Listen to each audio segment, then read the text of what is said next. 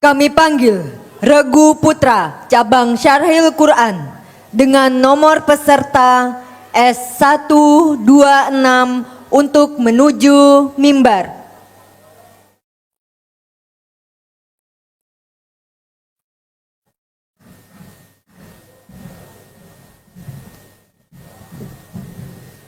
Regu Putra dengan nomor peserta S126 akan membawakan syarahan dengan judul Penguatan Sumber Daya Manusia yang Cerdas dan Berdaya Saing dalam Menghadapi Perubahan Global di Kalimantan Tengah.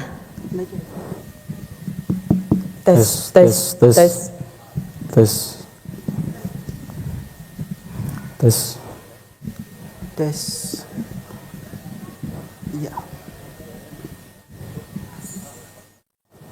Tes. Cek. Regu Putra dengan nomor peserta S126 akan membawakan syarahan dengan judul Penguatan Sumber Daya Manusia yang Cerdas dan Berdaya Saing dalam Menghadapi Perubahan Global di Kalimantan Tengah. Disilahkan. Assalamualaikum warahmatullahi wabarakatuh.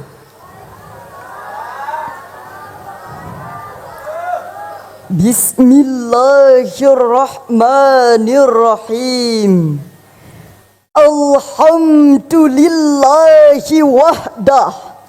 Assalatu wassalamu ala man la nabiyya ba'dah.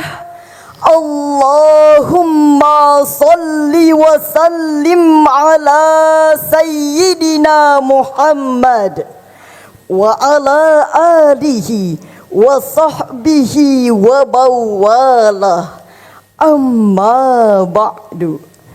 Dewan Hakim yang arif dan bijaksana, Hadirin sebangsa dan setanah air yang kami banggakan. puji dan syukur tak lupa kita panjatkan kepada Allah Subhanahu wa Ta'ala, Tuhan yang maha mulia, Maha perkasa, maha bijaksana, yang menguasai seluruh kehidupan di alam fana maupun di alam baka. Salawat serta salam semoga selalu tercurah kepada putra terbaik dunia, Manusia sempurna tanpa celah, membawa umat manusia dari gelap gulita kepada cahaya, minaz zulumati ilan nur. Nabi besar Muhammad sallallahu alaihi wasallam. Marilah kita bersolawat untuk memujinya. Sallallahu ala Muhammad, sallallahu alaihi wasallam, sallallahu ala Muhammad. Ya Rabbi salli wa sallim. Hadirin rahimakumullah, berdasarkan data statistik Provinsi Kalimantan Tengah pada pertengahan tahun 2024, jumlah penduduk Kalimantan Tengah adalah 2.784.971 jiwa. Sedangkan data penduduk muslim berjumlah 2.071.419 jiwa atau 74,38%. Hal ini merupakan modal sosial dalam membangun Kalimantan Kalimantan Tengah yang penuh berkah.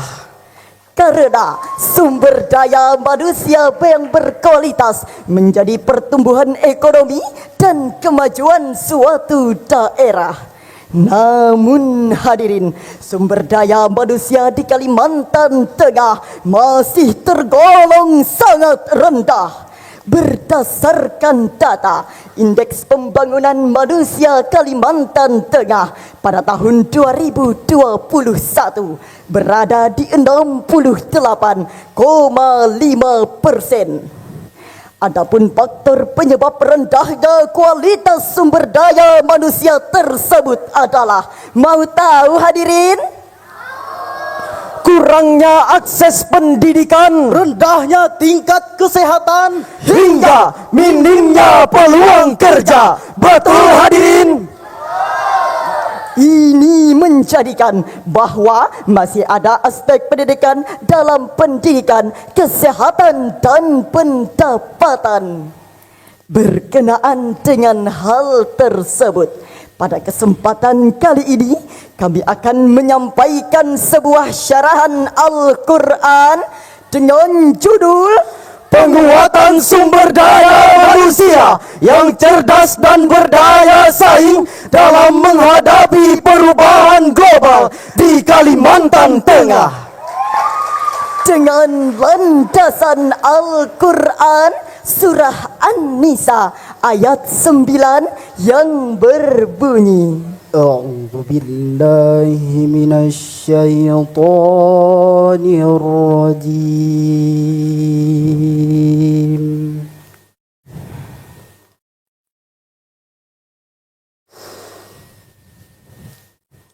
Bismillahirrahmanirrahim.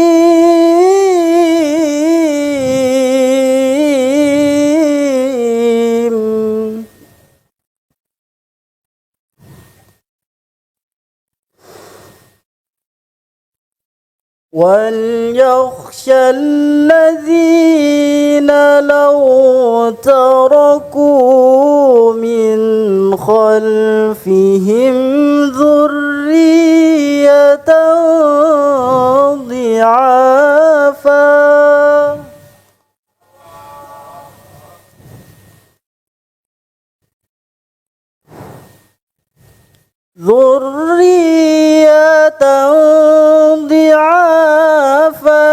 خافوا عليهم فليتقوا الله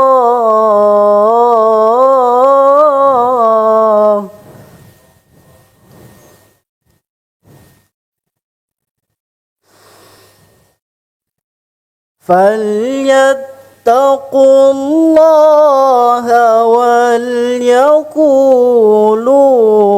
قولا sadida. Aku berlindung kepada Allah dari godaan syaitan yang terkutuk dengan menyebut asma Allah yang maha pengasih lagi maha penyayang.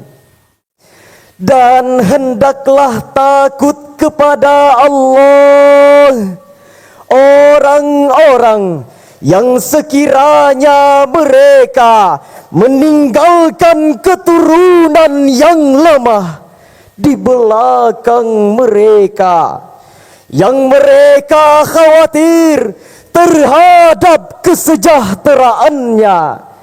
Oleh sebab itu, hendaklah mereka bertakwa kepada Allah dan hendaklah mereka berbicara dengan tutur kata yang benar. Dewan Hakim yang kami muliakan, Hadirin yang kami banggakan, asbabun nuzul ayat tersebut dilatar belakangi kisah Sa'ad bin Abi Waqqas yang hendak menyerahkan sebagian harta untuk diinfakkan. saat yang sedang sakit keras meminta izin kepada Rasulullah sallallahu alaihi wasallam untuk menginfakkan 2/3 dari hartanya kepada anak perempuannya. Rasulullah sallallahu alaihi wasallam menolak. Kemudian saat meminta izin separuh, 1/3 dan akhirnya diizinkan untuk menginfakkan 1/3, maka Rasulullah sallallahu alaihi wasallam bersabda, Sesungguhnya kamu tinggalkan keturunanmu dalam keadaan cukup adalah lebih baik daripada engkau biarkan mereka miskin meminta-minta kepada orang lain. Syekh Abu Syada Syihabuddin Mahmud Al-Adusi dalam kitab tafsirnya Ruhul Ma'adi fi Tafsiril Qur'anil Azimi wa Sab'il Basari juz 4 halaman 213 menafsirkan ayat tadi. Beliau mengatakan, Hendaknya kita takut kepada Allah atau khawatir terhadap nasib anak-anak keturunan kita. dengan demikian hadirin, wajib bagi kita semua untuk merasa khawatir dan takut kepada Allah jika generasi mendatang akan menjadi generasi yang lemah. Karena sudah barang tentu persaingan dan tantangan di masa depan akan semakin berat dan ganas.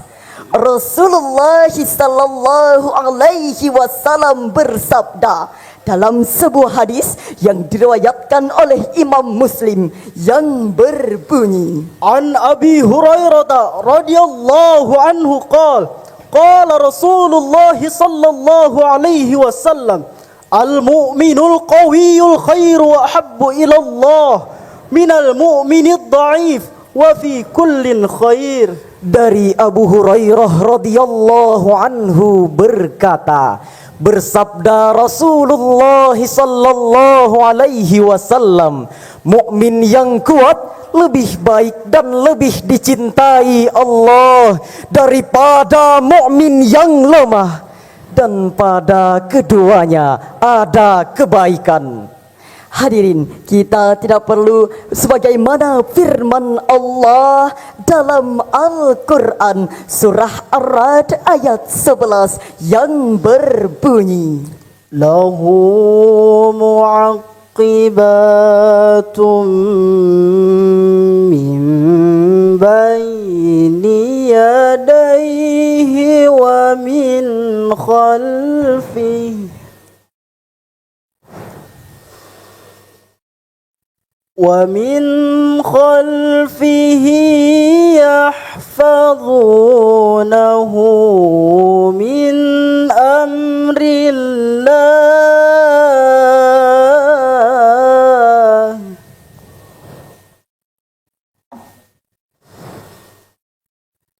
إِنَّ اللَّهَ لَا يُغَيِّرُ مَا بِقَوْمٍ حتى يغيروا ما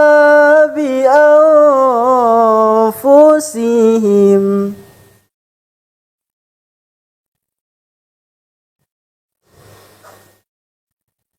وإذا أراد الله بقوم سوءا فلا مرد له وما لهم من دونه من